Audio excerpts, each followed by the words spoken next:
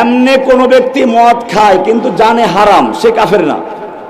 কিন্তু যদি কোনো ব্যক্তি মদ পান করে, মদ পান করা হালাল মনে করে, সে মুসলমান না কাফের? কোন হারামকে যদি কেউ হালাল বিশ্বাস করে অথবা হালালকে হারাম বিশ্বাস করে, সে কাফের।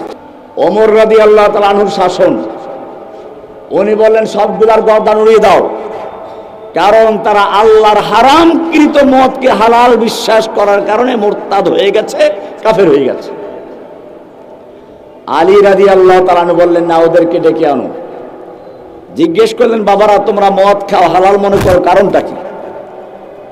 কেন? কোরআনই তো আছে, যে ব্যক্তি আল্লাহর উপর ঈমান রাখে, তাকওয়া অর্জন করে, সে যা খায় কোনো সমস্যা নাই।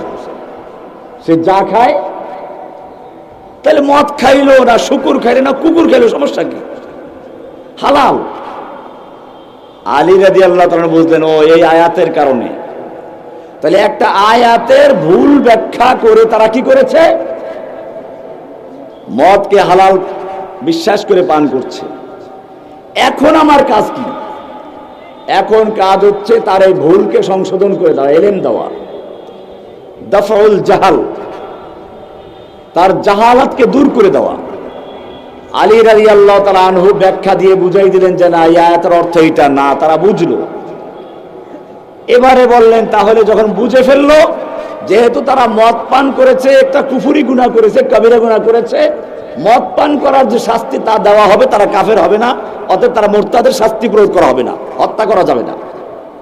তাহলে কি বুঝলেন?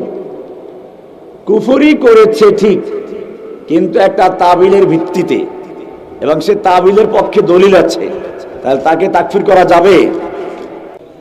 গণতন্ত্র কি জিনিস এটা আজকে একটু সামান্য আলোচনা করব, যাতে ভুল বুঝাবুঝিটা দূর হয়ে যায়। প্রথমেই মনে রাখতে হবে, ইসলাম একটি পূর্ণাঙ্গ দিন। ইসলাম পূর্ণাঙ্গ দিন। আল্লাহ তাআলা কোরআনে বলেছেন, আল ইয়াউমা আকমালতু লাকুম দীনাকুম ওয়া আতমামতু আলাইকুম নি'মাতি ওয়া রাদিতু লাকুমুল ইসলাম দীনা। আল্লাহ তাআলা দ্বীনকে কামেল করে দিয়েছেন। কামেল কাকে বলে? একটা বিল্ডিং পূর্ণ হয়ে গেছে, একজনে একটা স্বর্ণের ইট বা হীরকের ইট নিয়ে আসলো, এটা এক জায়গায় লাগানো সম্ভব হবে? কারণ বিল্ডিং কি হয়ে গেছে? পূর্ণ হয়ে গেছে। আপনি বললেন যে একটা ইটের মূল্য অনেক বেশি, পুরা বিল্ডিং এর যে মূল্য তার চেয়ে অনেক বেশি, একটু লাগান যাবে? ঠিক তেমনি ভাবে ইসলামের ইমারত, ইসলামের বিল্ডিংকে আল্লাহ রাব্বুল আলামিন পূর্ণ করে দিয়েছেন তার নবীর মাধ্যমে। কোরআনে ইরশাদ হয়েছে, আল ইয়াউমা আকমালতু লাকুম দীনাকুম, আজকে আমি তোমাদের জন্য তোমাদের দ্বীনকে মুকাম্মাল করে দিলাম, পরিপূর্ণ করে দিলাম। এবারে আমার প্রশ্ন, পরিপূর্ণ যদি হয়ে থাকে ইসলাম, তাহলে ইসলামের ভিতরে ইসলামকে বিজয়ী করা, দ্বীন কায়েম করার কোন পদ্ধতি ইসলামে আছে কি নাই? যদি না থাকে তাহলে পূর্ণাঙ্গ হয় কি করে?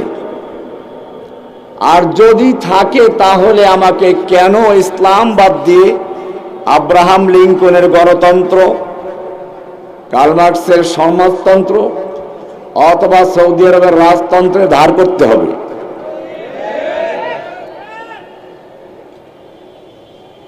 কোরআন পরিষ্কার বলছে, আল্লাহর নবীকে বলা হচ্ছে, ওয়াইন তুতি আকসারা মান ফিল আরদ, হে নবী যদি আপনি পৃথিবীর সংখ্যাগরিষ্ঠ অধিকাংশ লোকের মতের অনুসরণ করেন, ইউদিল্লুকা আন সাবিলিহি, ইউদিল্লুকা আন সাবিলিল্লাহি, তারা আপনাকে আল্লাহর পথ থেকে দূরে সরিয়ে দিবে। কার পথ থেকে? কি করলে? আকসারা মান ফিল আরদ, সুতরাং বিবেকবান বুদ্ধিমান আহলুল হাল্লে ওয়াল আকদ দিনদার ওলামায়ে কেরামদের সংখ্যাগরিষ্ঠ লোকের মতের অনুসরণ করা যাবে। এটা সূরা, সেটা মানফিল আরদ না। মানফিল আরদের মাধ্যমে বোঝানো হয়েছে সমাজের মদখোর, জুয়াচোর, সুদখোর, ঘুষখোর, আলেম ওলামা, দিনদার, বুদ্ধিজীবী, বুজুর্গ, পীর, মুহাদ্দিস, মুফতি সব একাকার হয়ে মাথা গোনা হয়। কি গোনা হয়? এই মাথা গণনা করে যে দলে বেশি যাবে ওটাই হলো আকসারা মানফিল আরদ। আল্লাহর নবীকে আল্লাহ বলছেন সূরা আনআমের 116 নম্বর আয়াত। কয় নম্বর আয়াত? ওয়াইন তুতি'আ আকসারা মান ফিল আরদ, হে নবী আপনি যদি মানফিল আরদ জমিনে যারা বসবাস করে তাদের সংখ্যা গরিষ্ঠ লোকের মতের অনুসরণ করেন, ইউদিল্লুকা আন সাবিলিল্লাহ, তারা আল্লাহর পথ থেকে আপনাকে সরিয়ে দেবে, গোমরাহ করবে, পথভ্রষ্ট করবে। কারণ কি? ইয়াত্তাবিউনা ইল্লা যান্না, সংখ্যাগরিষ্ঠ লোক, পৃথিবীর বেশিরভাগ লোকেরা ধারণার অনুসরণ করে। ওয়া ইনহুম ইল্লা ইয়াখরুসুন, বেশিরভাগ লোকেরা আন্দাজে কথা বলে। এখানে আপনি নামাজে বারবার বলছেন গায়রিল মাগদুবি আলাইহিম ওয়ালাদ-দাল্লিন, দল্লিনদের পথে চালাইও না। আল্লাহ বললেন সংখ্যাগরিষ্ঠের মতের অনুসরণ করা দল্লিনদের পথ, এটা যাইও না। আপনি বলেন এটা ছাড়া উপায় না, এটা যেতে হবে। তাহলে এটা কোনো অর্থ আছে? গণতন্ত্র, বাংলাদেশের সংবিধানের ধারা 7-এর ক পরিষ্কার লেখা আছে, প্রজাতন্ত্রের সকল ক্ষমতার মালিক জনগণ। ক্ষমতার মালিক কে? ক্ষমতার মালিক কে? আরবিতে বললে আর সংবিধানের অর্থ দ্বারা এরকম, মাসদারুস সুলতাতি জামিআন আশ-শাব, সমস্ত ক্ষমতার উৎস হচ্ছে জনগণ। এবারে কোরআনকে জিজ্ঞেস করি ক্ষমতার মালিক কে? সূরা আলে ইমরান 26 নম্বর আয়াত, কুলিল্লাহুম্মা মালিকাল মুলক তু'তিল মুলকা মান তাশাউ ওয়া তানজিউল মুলকা মিম্মান তাশাউ ওয়া তু'ইজ্জু মান তাশাউ ওয়া তুযিল্লু মান তাশাউ বিয়াদিকাল খায়র, সমস্ত ক্ষমতার মালিক কে? তাবারাকাল্লাযী বিয়াদিহিল মুলকু ওয়া হুয়া আলা কুল্লি শাইইন কাদির, সমস্ত ক্ষমতার মালিক কে? কোরআন বলে সমস্ত ক্ষমতার মালিক আল্লাহ, গণতন্ত্র বলে সমস্ত ক্ষমতার মালিক কে? এবারে বলুন, ক্ষমতার মালিকের যে হুকুম ওটার নাম হচ্ছে আইন, ওটার নাম কি? আইন, ওটার নাম কি? যখন সমস্ত ক্ষমতার মালিক আল্লাহ, আইন দেওয়ার মালিক কে? আলা লাহুল খালকু ওয়াল আমর, জেনে রাখো সৃষ্টি করছেন যিনি, আইন চলবে কেবল তার, আইন চলবে কার? ওয়াল্লাহু ইয়াহকুমু লা মুআক্কিবা লিহুকমিহি, আল্লাহ বিধান দাতা, বিধান দেন কে? ওয়াল্লাহু ইয়াহকুমু, আল্লাহ হুকুম দেন, বিধান দেন। লা মুআক্কিবা লিহুকমিহি, আল্লাহর বিধানকে পরিবর্তন করতে পারে, আল্লাহর বিধানকে পশ্চাতে ফেলতে পারে, আল্লাহর বিধানকে বাদ দিতে পারে, এমন ক্ষমতা দুনিয়ায় কারণেই আছে। হুকুম দেওয়ার মালিক কে? এবারে গণতন্ত্রের সংবিধানকে জিজ্ঞেস করব। বাংলাদেশ সংবিধানের 7-এর 2-এ পরিষ্কার লেখা আছে, এই সংবিধান দেশের সর্বোচ্চ আইন। অন্য অন্য আইনের যতখানি এর সাথে অসামঞ্জস্যশীল, ওই আইনের ততখানি বাতিল বলে গণ্য হবে। কোরআন কি বলছে? আইন কারটা চলবে। আর গণতন্ত্র বলে সংবিধানে মানব রচিত যে আইন, ওটার সাথে সাংঘর্ষিক আইন সব বাতিল। এখন হয়তো কেউ ওকালতি করে বলবে এটার দ্বারা কোরআনকে বোঝানো হয় না, আপনি খামাখা ফালতু বক্তব্য দিচ্ছেন কেন? আমরা এবারে বাস্তবে দেখব আল্লাহর কোরআনে কি বলেছেন, আস-সারিকু ওয়াস-সারিকাতু ফাকতাউ আইদিয়াহুমা, চোর চাই পুরুষ হোক নারী হোক ওদের হাত কেটে দাও। আইনটা কার? কার্যকর আছে? কেন নাই? সংবিধানের সাথে সাংঘর্ষিক হয়েছে, তাই কোরআনেরটা বাতিল, সংবিধানেরটা বহাল। কোরআন আরো সুন্দর করে বলছে, ওয়াজ-জানিয়াতু ওয়াজ-জানি ফাজলিদু কুল্লা ওয়াহিদিন মিনহুমা মিয়াতা জালদা, ব্যভিচারিণী আর ব্যভিচারী নারী হোক আর পুরুষ হোক যদি অবিবাহিত হয় ওদেরকে ধরে 100 দৌড়া মারো। আইনটা কার? আইনটা কার্যকর আছে? কেন নাই? সংবিধানের সাথে সাংঘর্ষিক। শুধু এ পর্যন্তই নয়, নারী পুরুষের সম্পর্কে ভূমি বন্টন, সম্পত্তি বন্টনের নীতি হচ্ছে লিযযাকারি মিসলু হাজ্জিল উনসায়াইন। এটা নিয়ে কত আন্দোলন। তাহলে গণতন্ত্রে আইনের মালিকও কে? জনগণ। ইসলামে আইনের মালিক কে? এবারে গণতন্ত্রের ধর্ম কি? গণতন্ত্রের ধর্ম হচ্ছে ধর্ম নিরপেক্ষতা। গণতন্ত্রের ধর্ম কি? সেকুলারিজম। ইসলামী ধর্মের নাম কি? আল-ইয়াউমা আকমালতু লাকুম দীনাকুম, তোমাদের একটা দিন আছে, দিন, সেই দিনকে আমি পরিপূর্ণ করে দিয়েছি। দিনটার নাম কি? ইন্নাদ-দীনা ইনদাল্লাহিল ইসলাম, নিশ্চয়ই আল্লাহর কাছে মনোনীত, আল্লাহর কাছে গ্রহণযোগ্য দিনের একমাত্র নাম দিন হচ্ছে কি? বলে ইসলামবাদী অন্য কোন ধর্ম মতবাদ গ্রহণ করা যাবে কিনা সেই ফাঁক ফোকর বন্ধ করে দিয়েছেন। ওয়া মাইয়াবতাগি গায়রাল ইসলামি দীনান ফালাই ইউকবালা মিনহু ওয়া হুয়া ফিল আখিরাতি মিনাল খাসিরিন।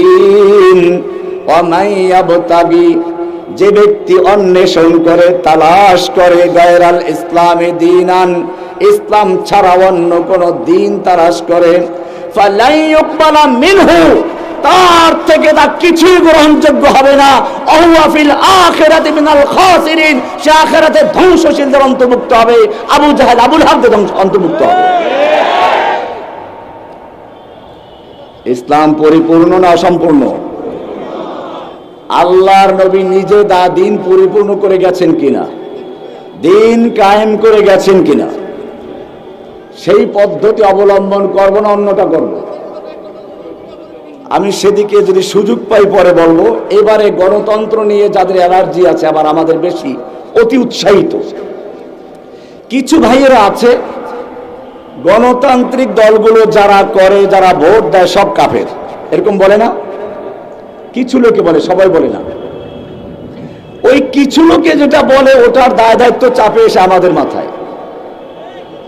অথচ আমার লেখা বই যা জেলখানায় যাওয়ার আগে লিখেছে, কেউ হয়তো বলতে পারে এখন ভুল পাল্টে গেছে। না না ভাই, একটু পাল্টে নেই। জেলে যাওয়ার আগে আমার বই আছে দিন কায়েমের সঠিক পথ, কিতাবুল আকাইদ। গণতন্ত্রের চ্যাপ্টার খুলে দেখো, পরিষ্কার লেখা আছে গণতন্ত্রের জন্য কাউকে তাকফির করা যাবে না। কি করা যাবে না? কেন করা যাবে না সেটা এখন ক্লিয়ার করে দিচ্ছি। সুতরাং যারা আমাদেরকে ভালোবাসো, যারা ইসলামের কাজ করো, মনে রাখতে হবে দাওয়াতের কাজ, দাওয়াত হয় নরম ভাবে। কিভাবে? তাকফির করে অথবা পটকাবাজি করে দাওয়াত হয় না। দাওয়াত এবং জিহাদ ভিন্ন।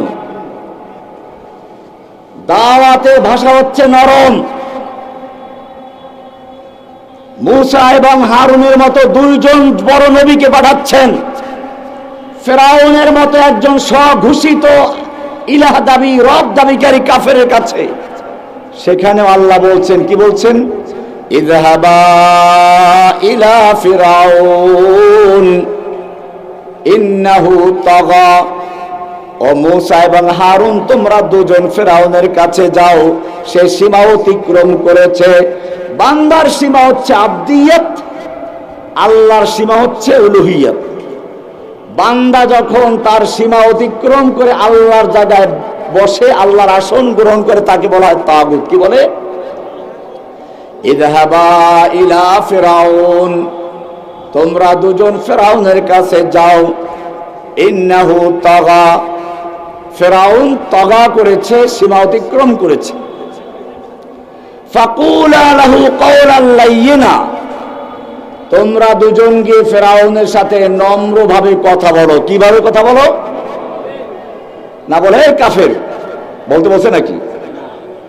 আপনাকে তা তো কোরআনই আছে, কুল ইয়া আইয়ুহাল কাফিরুন। ওইটা দাওয়াতের বিষয় না, ওইটা অন্য একটা বিষয়। তাহলে দাওয়াতের ভাষা হচ্ছে নম্র। জিহাদ করতে গেলে কিছু শর্ত শারাইতের ব্যাপার আছে। আজকে আর সে আলোচনা, এমনি বৃষ্টি শুরু হয়ে যাচ্ছে, আপনারা দীর্ঘক্ষণ বসে আছেন, মাঠ অর্ধেক ফাঁকা অলরেডি হয়ে গেছে। শেষ পর্যন্ত হয়তো মাই করা থাকবে কিনা।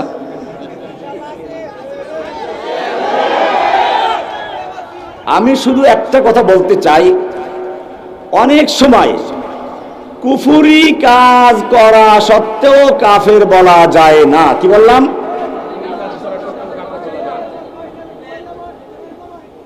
কুফরি কাজ করা সত্ত্বেও কাফের বলা। আপনার পকেটে পয়সা আছে, 5 টাকা 10 টাকা নোট আছে, পয়সা আছে না? কিন্তু আপনাকে সমাজে পয়সাওয়ালা বলবে? কেন বলবে না? পয়সা তো আছে। আপনি পকেটে 10 টাকা নিয়ে নাড়াচাড়া করছেন আর বলছেন আমি পয়সাওয়ালা, পয়সাওয়ালা, টাকাওয়ালা। আপনাকে কি সমাজের লোকেরা টাকাওয়ালা বলবে? টাকাওয়ালা হইতে হলে নির্দিষ্ট পরিমাণ টাকা রাখতে হয়। বর্তমান বাজারে 1 কোটি টাকার নিচে থাকলে তাকে টাকাওয়ালা বলে না। কুফরি করার মধ্যেও কিছু বিষয় আছে। বলা হয়েছে মান তারাকা সালাতান মুতাআম্মিদান ফাকাদ কাফারা, যে ব্যক্তি একত্ব নামাজ ইচ্ছে করে ছাড়লো সে কুফরি করলো। এখন একত্ব নামাজ একজন ইচ্ছে করেই পড়ে নাই, আপনাদের কাফের বলবেন? কেন বলবেন না? শুধু কুফরি করেছে। কুফরি করেছে, কিন্তু কুফরি করলেই সে কাফের হয় নাই। হ্যাঁ, যদি এরকম নামাজ তরক করতে থাকে, কুফরি জমা করতে থাকে, 5 টাকা 10 টাকা জমা করতে করতে একসময় সে পয়সাওয়ালা হয়ে যায়। ঠিক কুফরি করতে করতে একসময় কি হয়ে যায়? কুফরওয়ালা হয়ে যায়, কাফের হয়ে যায়। এবারে আসুন, কুফরি করলেও কেন কাফের হয় না অনেক ক্ষেত্রে? এই জন্য 2টা জিনিস দরকার, লাওয়াজেমে তাকফির, মাওয়ানে তাকফির। এগুলো ইলমি বিষয়ে আলোচনা করতে গেলে অনেক কঠিন বিষয়, কারণ আপনারা তো মুফতি সব হয়ে গেছেন। আমরা একটা কথা বললে আপনারা অ্যাডভান্স করে সব তাকফির করা শুরু করে দেন। ভালো করে বুঝুন, বুঝলে বুঝবেন, না বুঝলে ফতোয়া দিবেন না। 4টা জিনিস আছে এরকম মৌলিক ভাবে কুফরি করা সত্ত্বেও ওই 4টার কোনো একটা পাওয়া গেলে তাকফির করা যায় না। কয়টা জিনিস? মৌলিক 4টা। কয়টা? 1 নাম্বার, একজনে কুফরি করেছে, তাকে কুফর করতে বাধ্য করা হয়েছে, মুকরাহ, ইকরাহান। এটা কোরআনেই বলা আছে, ইল্লা মান উকরিহা ওয়া কলবুহু মুতমাইন্নুম বিল ঈমান। কুফরি কাজ করেছে কারণ তাকে বাধ্য করা হয়েছে, কিন্তু অন্তরে তার ঈমান স্থির আছে।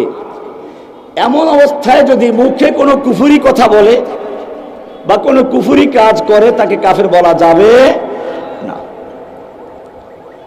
অথবা কুফরি করেছে কিন্তু কোন একটা তাবিলের কারণে। কি কারণে? মনে করুন হারাম হওয়ার পরেও একদল লোক মদ পান করা শুরু করেছে। কি করা শুরু করেছে? তারা মদকে হালাল মনে করে পান করা শুরু করেছে। এখন কোরআন তো স্পষ্ট, এমনি কোন ব্যক্তি মদ খায় কিন্তু জানে হারাম, সে কাফের না। কিন্তু যদি কোনো ব্যক্তি মদ পান করে, মদ পান করা হালাল মনে করে, সে মুসলমান না কাফের? কোন হারামকে যদি কেউ হালাল বিশ্বাস করে অথবা হালালকে হারাম বিশ্বাস করে, সে কাফের। সে কি? মান ইস্তাহাল্লা হারামান ফাহুয়া কাফের। এখন মদ পান করছে তারা হালাল বিশ্বাস করে। ওমর রাদিয়াল্লাহু তাআলা আনহুর শাসন, উনি বললেন সবগুলার গর্দান উড়িয়ে দাও, কারণ তারা আল্লাহর হারামকৃত মদকে হালাল বিশ্বাস করার কারণে মুরতাদ হয়ে গেছে, কাফের হয়ে গেছে। আলী রাদিয়াল্লাহু তাআলা আনহু বললেন না, ওদেরকে ডেকে আনো। জিজ্ঞেস করলেন বাবারা তোমরা মদ খাও হালাল মনে করো, কারণটা কি? কেন? কোরআনই তো আছে। খেয়াল করুন, কোরআনই আছে, লাইসা আলাল্লাযীনা আমানু ওয়া আমিলুস সালিহাতি জুনাহুন ফীমা তাইমু ইযা মাত্তাকাউ ওয়া আমানু ওয়া আমিলুস সালিহাত সুম্মা তাকাউ ওয়া আমানু সুম্মা তাকাউ ওয়া আহসানু। যে ব্যক্তি আল্লাহর উপর ঈমান রাখে, তাকওয়া অর্জন করে, সে যা খায় কোনো সমস্যা নাই। সে যা খায়, তাহলে মদ খাইলো না শুকুর খাইলো না কুকুর খাইলো, সমস্যা কি? হালাল।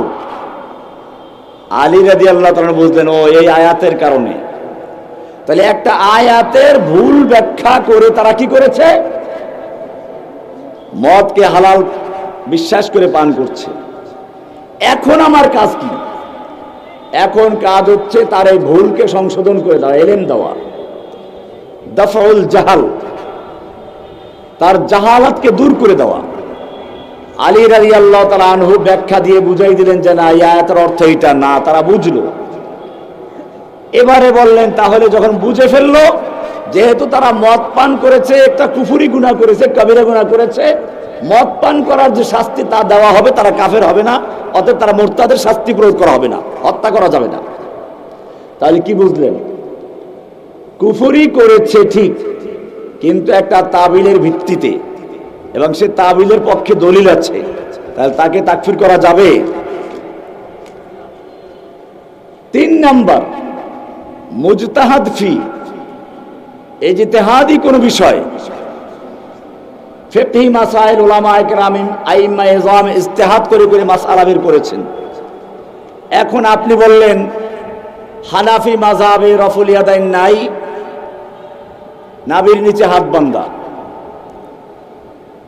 অপরদিকে আপনি বুকে হাত বাঁধেন, আপনি বললেন বুকে হাত বাঁধার হাদিস সহিহ, অতএব যে ব্যক্তি বুকে হাত বাঁধে নাই সে হাদিস অস্বীকার করলো, আর হাদিসকে অস্বীকার করলে সে কোরআনকে অস্বীকার করা হয়, অতএব কোরআনকে অস্বীকার করলে সে কাফের।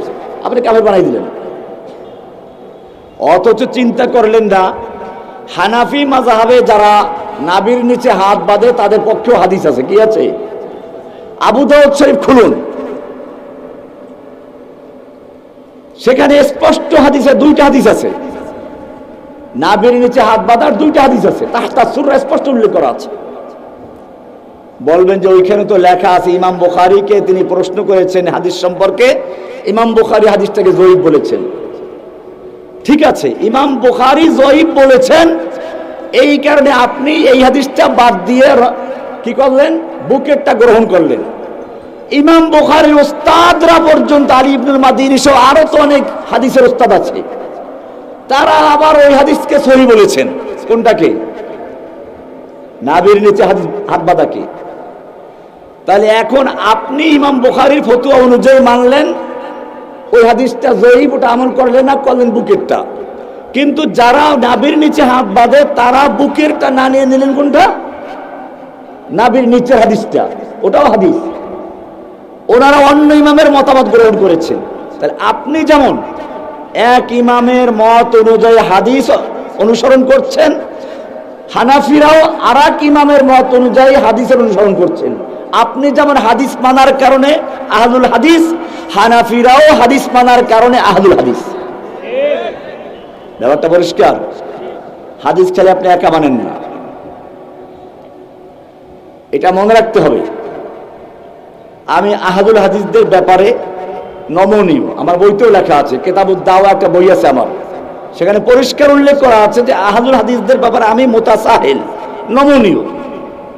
এই কারণে অনেক আহলে হাদিস আমার সাথে ঘুরে ফিরে, আর আমাকে অনেক মনে করে আমিও আহলে হাদিস।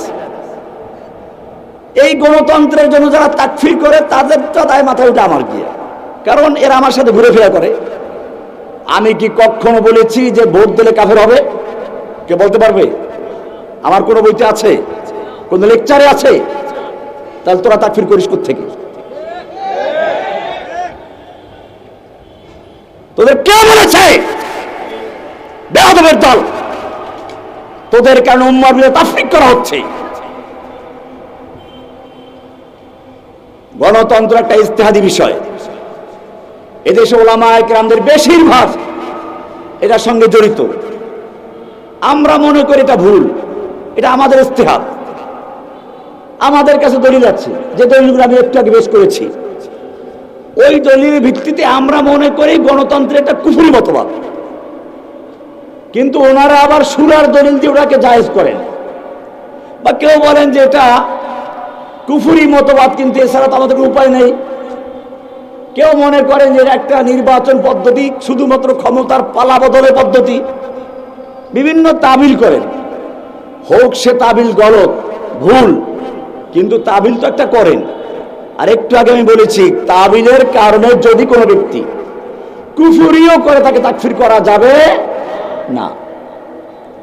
4 নাম্বার, ভুলে অথবা অনিচ্ছাকৃতভাবে কোন কুফরি কথা মুখ থেকে বের হয়ে গেছে। মনে করুন, বুখারীর একটা হাদিস মুহাদ্দিসিনা ভালো করেই জানে।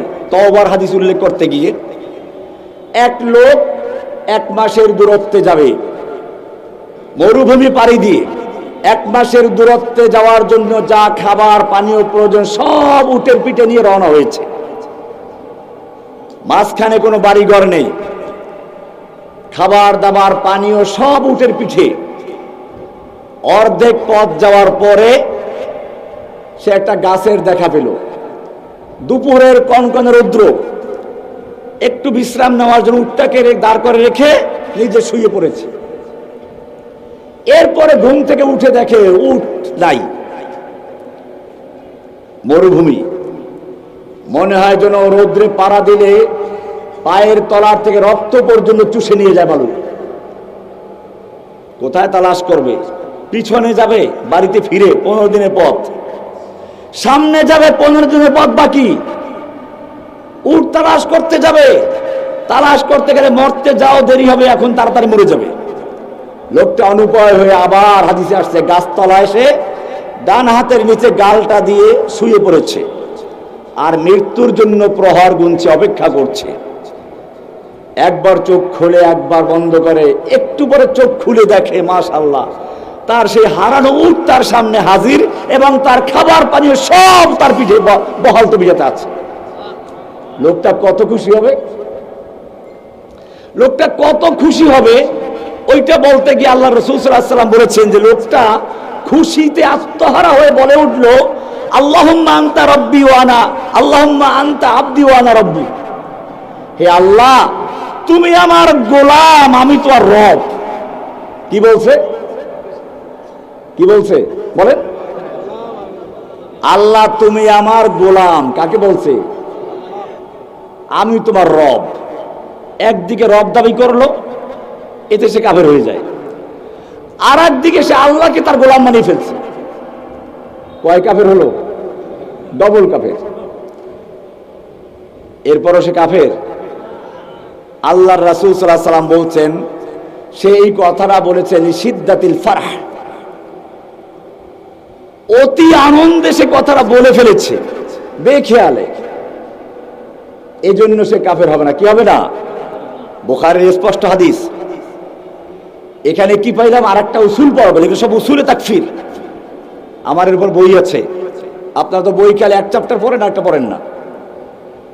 মশা, মাছি, মাছি, হাদিস আছে মাছি যদি তোমাদের খাবারে পড়ে ওরে চুবাই দাও, কারণ মাছির এক ডানায় থাকে বিষ, ও ওইটা খাবারে ঢুকেই দেয়, আর একটা উঁচু করে রাখে, ওটা আছে ঔষধ, প্রতিষেধক।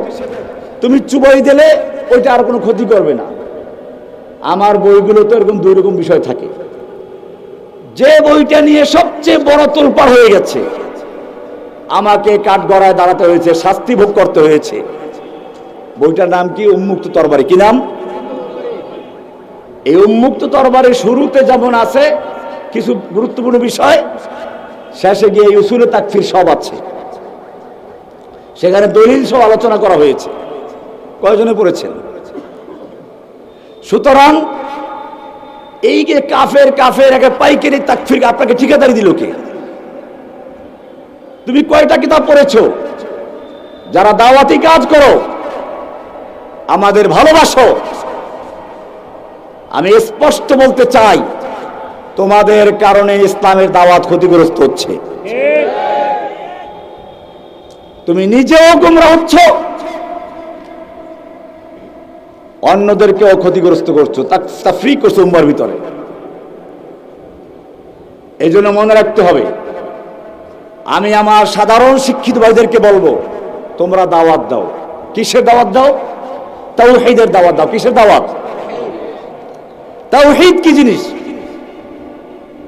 মনে করুন আপনি একটা কোম্পানির মালিক, 1 লক্ষ কর্মচারী আপনার আছে, কর্মচারীরা আপনাকে চিনে না, জানে না। আপনি কারখানায় গিয়ে বলতে লাগলেন এইটা করো, ওইটা করো, এটা করো না, কেউ আপনার হুকুম মানবে? কেন মানবে না? আপনাকে চিনে না। এর মধ্যে ব্যাংকের ম্যানেজার এসে, আপনার সেই অফিসের ম্যানেজার এসে বলল কি, এই সম্মানিত কর্মচারী বৃন্দ শুনুন, এই যে মহান ব্যক্তিকে দেখতে পাচ্ছেন, তিনি আমাদের এই কোম্পানির মালিক, এই কোম্পানির। এখন কি হবে? এখন ওই কর্মচারীরা যারা এতক্ষণ তার কথা কেউ শুনে নাই, সবাই তাকে স্যালুট দিবে। সবাই কি দিবে? তার কথা মানবে, সে যা বলবে ওইটা আইন, ঠিক কি না? এখন তার কিছু প্রশংসা হবে, তিনি এই গুণের অধিকারী, ওই গুণের অধিকারী, এটা বুঝতে পারছেন?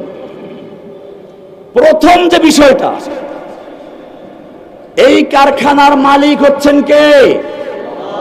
সৃষ্টিকর্তা কে? রক্ষাকর্তা কে? পালনকর্তা কে? আইন বিধান দেওয়ার মালিক কে? এইটার নাম হচ্ছে তাওহীদের রুবুবিয়্যাত। এটার নাম কি? রব। এটার নাম কি? এটার নাম কি? রব। এটা রবের কাজ। কার কাজ? রবের কাজ কি? সৃষ্টি করা। কি করা? রব কাকে বলে?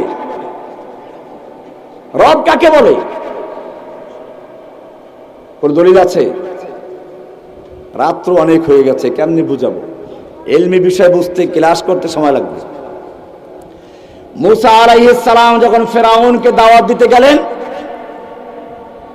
ফেরাউন জিজ্ঞেস করলো, ওই মুসা, তোমার রবটা কে? আবার রবটা আমি, আনা রব্বুকুমুল আলা, আমি বড় রব, তোর রবটা কে? আবার তোর পালছি আমি। মুসা আলাইহিস সালাম যে কথা দিয়ে রবের পরিচয় দিয়েছিলেন, আল্লাহ কোরআনে কোট করে দিয়েছেন, قال ربنا الذي أعطى كل شيء خلقه ثم هدى। ও ফেরাউন, আমি যেই রবের পক্ষে তোকে দাওয়াত দিচ্ছি, সেই রব তোর মতো কোনো দুর্বল কিছু না। এক সময় ছিলি না, বাচ্চা অবস্থায় ওয়া করেছিস, পেশাব পায়খানা করলে দুর্বল হয়ে যাও, আবার মরে যাবি। এইরকম কোন দুর্বল রবের কথা আমি বলছি না। কালা রব্বুনাল্লাযী আতা কুল্লা শাইইন খালকাহু সুম্মা হাদা।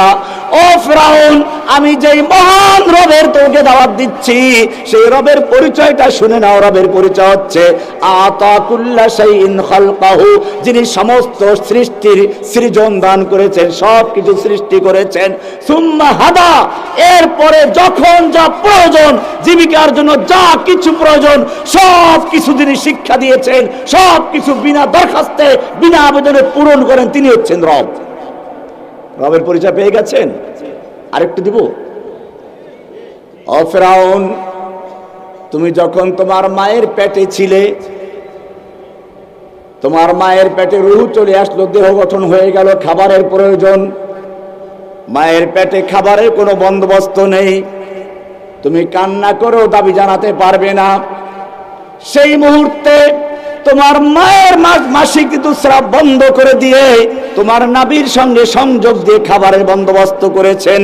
এজন্য কোনো দরখাস্ত করতে হয় নাই, কোনো আবেদন করতে হয় নাই।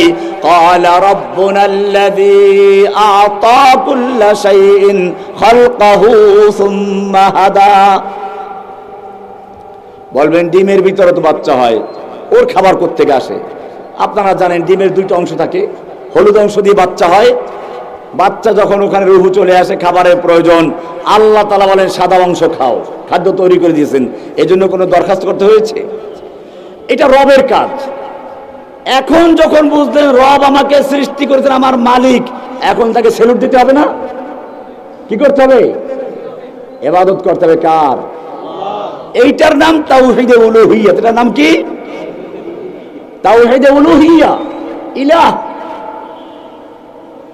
যিনি সৃষ্টি করেছেন, যিনি আমাকে দেন, তিনি স্যালুট পান। কি বললাম?